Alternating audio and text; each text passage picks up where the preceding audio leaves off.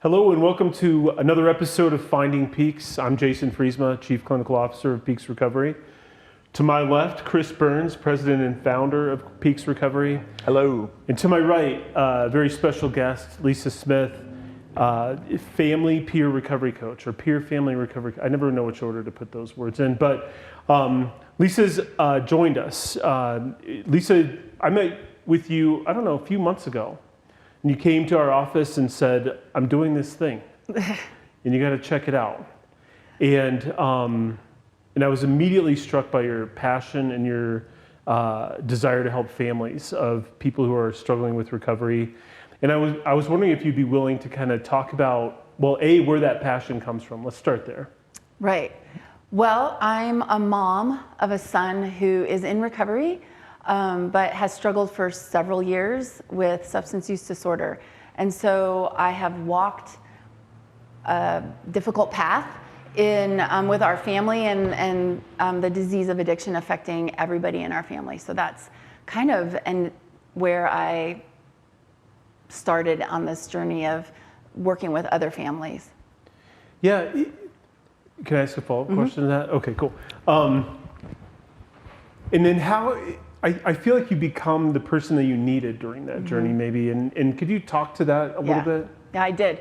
So my son struggled for several years, went through several treatment programs, and was successful in the treatment programs. And we would go to family weekends, and we went to several that were really great. And we felt hopeful and like we had our son back. And in looking back, at the time I was unable to identify this, but in looking back, we would see growth and progress from him, and we were in the same place. We had not necessarily changed anything because we didn't necessarily think we needed to change anything. And he was the one who was using substances, and we had a healthy family, and this was his thing. So the last straw was the day, I call it the day I went from seeing in black and white to seeing in color, because I actually believe that that's what happened. I was surviving my life, and my son was in active addiction. He was living in our home. Things were not going well, and he walked out of our house one day, and I turned around and said, I'm not gonna sink on this ship. Mm-hmm. And two things happened. One was I had to take a hard look at myself and kind of save myself and do some hard work. And the second piece of that was all of the information that we had been given and therapy that we had and coaching that we had and resources that we had didn't sit well with me and my heart as a mother. And frankly, they weren't working. Yeah. Sort of a rock bottom approach, calling us enablers, and it just really didn't feel like that's how I wanted to mother my son. And so I had to ask myself a question. It was not a very good day in my life. I said, gosh, my son might not make it. And am I okay with the last thing he heard, saw, and felt from me? And that was probably the hardest day of my life, because the answer was no, I wasn't okay with it. And that's when I dove into finding a better way. And I found a lot of data that spoke differently than what we had been given as resources by very well-meaning people who just didn't have the bandwidth to support us as a family system. So I really kind of dove into a compassionate, empathic connection approach with my son. And he did not return to our home for another about 5 months. But every single day that he was out and in active use, we had contact with him because we changed our approach with him. And I would say that living in our home, we did not have that same contact with him. And in that 5 months, he felt loved. He knew he was loved. I think, my son knew he was loved, like deep down. Like, we were a loving family, but the expression of love and kindness was not being given to him. And that's when everything changed. Yeah, that's huge. And I actually remember the last family program you were in and I was running, and you said something that's just coming top of mind right now. You said, what I love about Peaks Recovery, and this was when we were extended care, you said, different than the last programs we've been in, you guys don't kick the can down the road with respect to the client and make it somebody else's responsibility. But when you said that, and now that I'm sitting with you, at the time we certainly kicked the can down the road a little bit with respect to the family, and I think you picked up that can and brought it in and said, hey, I got this opportunity to really be connecting in this. And it was just something that popped up in my head when you were talking right there. And now I think with Peaks Recovery and you involved, the can doesn't get kicked anywhere. It stays purposeful and present in a real direction, specifically with the families in care. Now, we've always done a great job with the client. We've always been really client-centered. And I think since you've come on board, it's really given us an opportunity to really be intentional with the family system. And I think to your point, that's when we introduce compassion. That's when we diffuse shame and really create some verbiage that can be connecting in nature and not shaming, because that's how I got sober too. It was kind of that rock bottom approach, that all or nothing. And it doesn't necessarily have to be that way. And the way that you speak so brilliantly to your son is in active addiction, but you're communicative and you're connected. I just think that's the power of compassion. That's the power of insight and family systems loving their loved ones into recovery. It's really cool. Yeah, and similar to, there's multiple paths to recovery for people in addiction. There's also multiple paths, and meeting a family where they are today, and having resources and tools so that they can live in their values and their intentions, which is not necessarily the same as mine. For my family, my son had to not be in our home. He was not healthy for us to be at home, and that doesn't have to happen. I wish that I had done the work earlier, because maybe we wouldn't have had to get to that place. But meeting families in their anger, in their pain today, and giving them the tools that maybe they use today, or maybe they use next week, or maybe they use in 4 months. Just like people in recovery. It's very much the same path. And yeah, I think that's really important. Yeah, most definitely. Can you tell us about a time where you did it different? Like where you went on your own path with your son and his process, where you had this opportunity to either respond in the way you used to respond or respond in your new way? Yeah. Because I think a story would, help illustrate this. Definitely. Well, this was not necessarily when he was in active addiction, although I have stories there too, but this is a kind of a big one. My son was in sober living in Boulder. And it was a pretty controlled sober living environment, like kind of right out of inpatient sober living. So still a lot of safety nets. And he had been there 2 or 3 months and was not wanting to be there anymore. Wasn't connected with the people. And it just, and looking back, it probably wasn't the best place for him at that moment. And he called us, FaceTimed us actually. And we answered, my husband and I. And he had his mask on, and it looked like he was on an airplane. And so we kind of looked like, where are you going? And he said, well, I bought a one-way ticket to Salt Lake City. And I left my sober living. Can you go get all my stuff that I couldn't fit in my one suitcase? So that was a moment where we could have definitely, and I wanted to react in a way that would not have helped him. But instead, we asked him the phrase, what do you need in place for your recovery to be successful? And he just answered. And he had thought about it. He really had.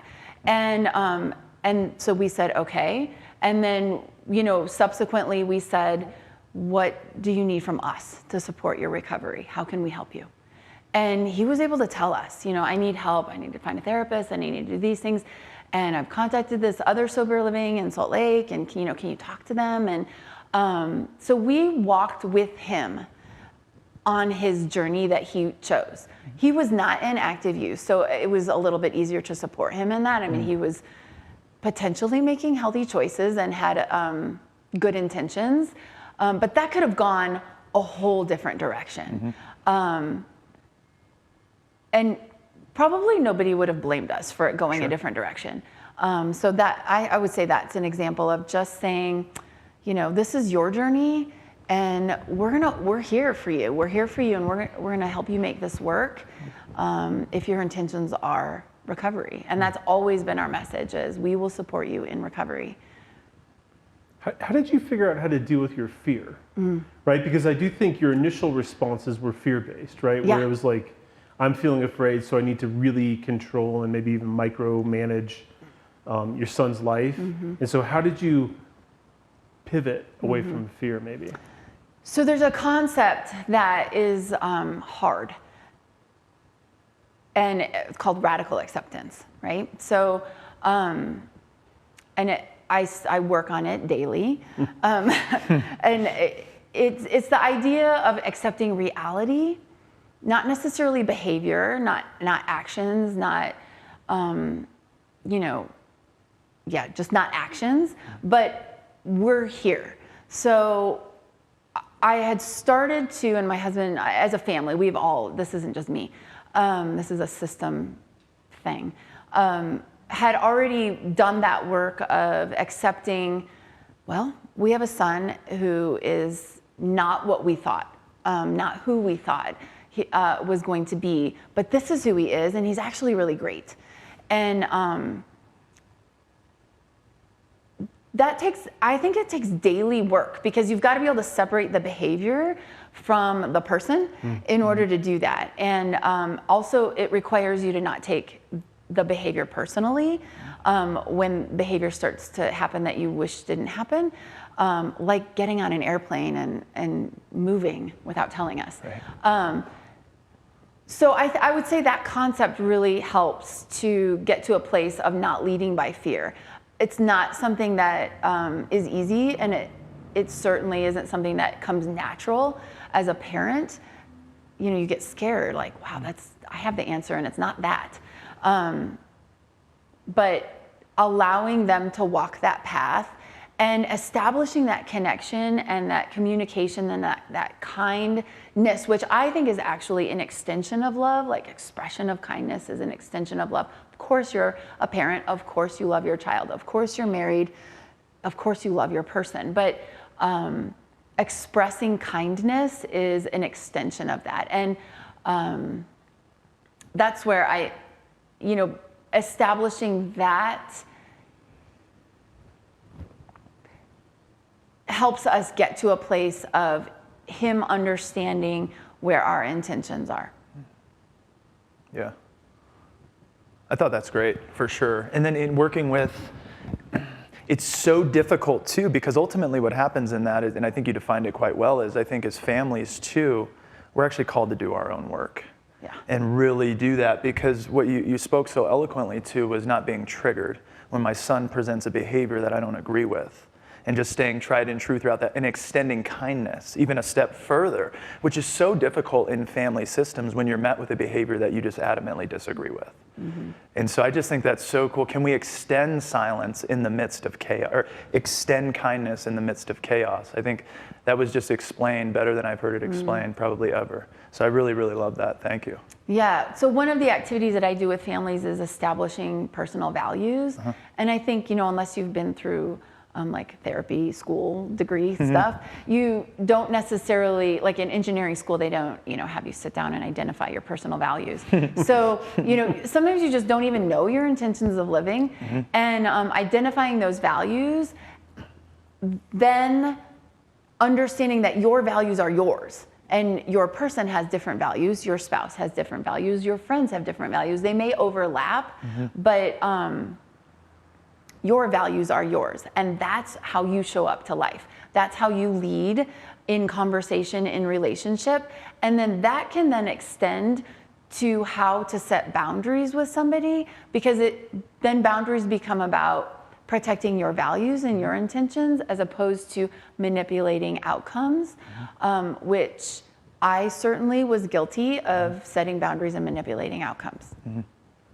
I want to ask you one question because it's just coming up when you've been talking this whole time. You know, the old, or kind of what we would consider the archaic version of interventions. Yeah. How do you feel about that system and the way that it's set up, where they sit down and they bring everything that this person loves front and center, and they wage it against them?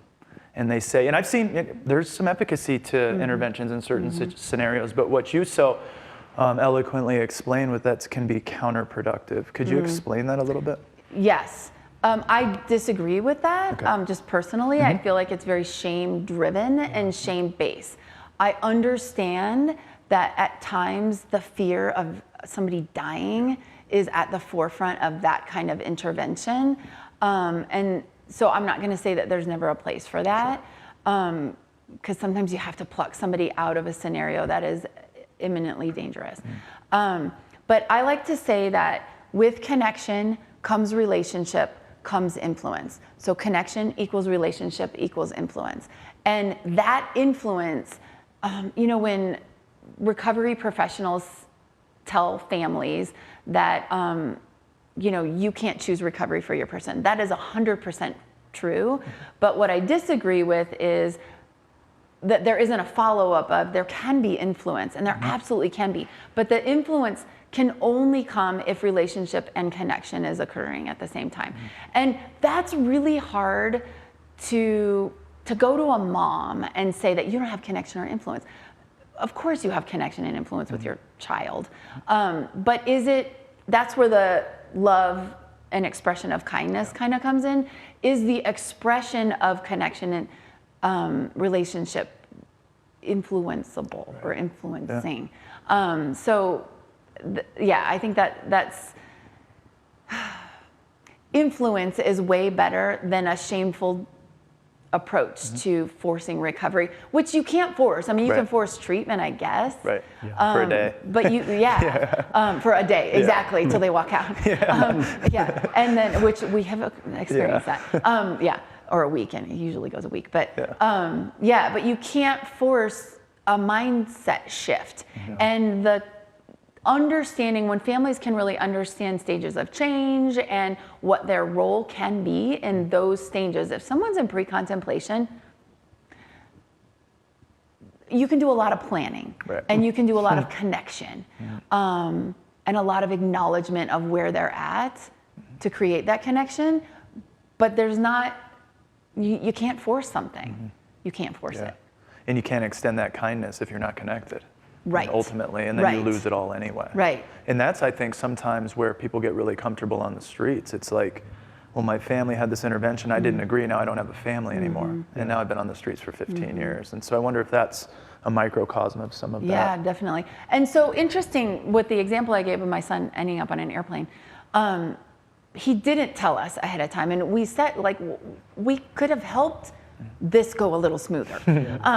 And he was like, I was afraid to tell you. So even in that length of time that we had really worked on that connection and kindness with him, he still was afraid of our reaction.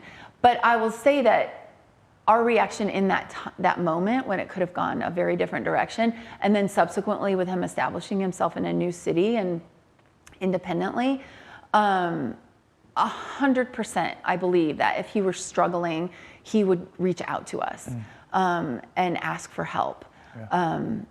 I know it. I know 100%. And I couldn't have said that a year ago. And he's been in recovery for 15 months, so over a year. But I couldn't say that a year ago, that he would have reached out to us. So it takes time and it takes work. And one thing that I think is super important for families to understand is, yes, you didn't cause this, and you didn't, in most instances, in many instances, didn't cause this, and you didn't ask to be put here. But again, going back to that radical acceptance, you're here. Yeah. And so you've got a couple of different ways of approaching it. And one is more compassionate and more connecting and more able to produce an outcome of influence than the other. So, kind of stepping back for a second and doing that hard work is, I think the payoff is great. Yeah. Well, I think it takes a tremendous amount of courage too. Yeah. Because I do think shame is such an easy lever to grab, and just whether it's name calling or you're never going to measure up, or even a shame-based intervention, like that's an easy lever to grab. And you know, I think Brene Brown says it really well, that shame can create short-term change, but it doesn't create long-term change. Like you can shame people into some course correction sometimes, but not sustained and not that internal change. That's a really exterior motivator. In the couple minutes we have remaining, will you just, Lisa, talk about the curriculum you've compiled and put together in that 4-week class process, and the journey you take families on? In that? Yeah. So real quick, I want to address shame, because families also carry a whole lot of shame. And the day was not a good day for me, that I had to look at myself and realize the shame that I carried, and the career that I was in. I kept everybody at arm's length, friends, family, other people in my profession, because I was embarrassed about how we ended up in the situation that we were in. So I think sometimes reactions of families are also shame driven, because if we put it somewhere else, we don't have to address it ourselves. But the curriculum, I just wanted to get that in there. I mean, we could spend another hour, because you're not wrong. Yeah. Right, like you're exactly right. The family, that control, if you're shaming somebody, it's your own shame. Absolutely. I'm feeling like I'm a bad parent, so I need you to get your stuff together. Yeah, and that's hard to admit too. Yeah. It really is. Hard to admit. Yeah. But we all have it. Every parent I've ever met, self included, has I'm a bad dad, I'm a bad mom, shame buttons. Yeah, for sure. Absolutely, yeah. So the curriculum. The curriculum. Awkward and good segue. Yeah. It starts with, it's actually very intentional in the way I move through the concept. So it starts with identifying values and really understanding personally where you are in your stage of change. And I will say, I was speaking to someone recently, at Peaks actually, and about the fact that I believe my son was in a further stage of change. One time I remember when I first learned about stages of change, I was not in the stage of change he was, because I was pretty angry and had kind of had it. And so it was interesting for me to kind of go through an exercise of learning for the first time that there are stages of change. So identifying values, understanding where you are in this and what you can put in your pockets in the moment and what you can absorb and what you can change right now. Going through exercises about creating safe spaces and what that looks like. What does it mean to create safe spaces? What does it feel like? How can you change small things in your conversations that do create safe space and kind of open up lines of communication? Then I go through understanding stages of change, what your role can be in those stages, because it cycles, and it doesn't just have to do with addiction, it has to do with everything. Anytime you need to make a change, lose weight, just move, anything, change a career, you go through those stages. So understanding those and understanding the why behind the behavior, how not to take it personally, how the behavior is actually about something much deeper, not substance use. And then I go into what I call tools of the toolbox, like things you already know how to do, just need to practice it in different ways, which is good communication skills. Listening with empathy, asking open-ended questions, being able to sit with somebody and not give your input, asking for green light moments, looking for green light moments, understanding change talk. So just being able to be present and reading people a little bit better, sitting with empathy, understanding what empathy means. And then the last step, which a lot of people think should be the first step, but it's very purposeful why I have it be the last step, is establishing healthy boundaries, agreements, and understanding the importance of self-care. So my purpose for having boundaries last usually people are like, I want to do boundaries now. Yeah. But my purpose for having boundaries last is if you don't actually, if you do all these other steps, you're establishing boundaries without knowing, without stating it. Right. But if you don't do these steps first, your boundaries are probably not going to be as effective and are going to be driven by your need for an outcome. As opposed to your need to protect yourself and your own heart and your spirit. Yeah, I get why they would want to be first too. It's like, Yeah. no, I'm pissed. I got some Yeah. stuff. We're gonna make some rules. Yeah. There's gonna be some rules. Yeah. Right. I Which like a that. rule is not a boundary. Yeah. But yeah, and there's time for rules. Actually, in my course, I talk about rules being really only if you're dealing with a minor or if you're a spouse and you have minors in the home, because there has to be some hard rules when you're talking about children. For sure. And or if you're a family who has a 17-year-old that's not 18 yet, and you're financially liable for something that they could do potentially, and they're sneaking out of the house, there has to be a rule around that, because you can be in serious trouble. So. Yeah, most definitely. Well, Lisa, I appreciate Yeah. you coming on. Your story informs your passion and your dedicated work on creating a curriculum. And I haven't said it, but you've partnered with us to help enhance our family program. And I think it's a wonderful opportunity for people to walk through with grace and with values and with dignity, a process that sometimes lacks all of those things. So thank you for being on here, and thanks as always, Chris. It's great to have you on here. Thanks so much. Absolutely. So that's it for this episode.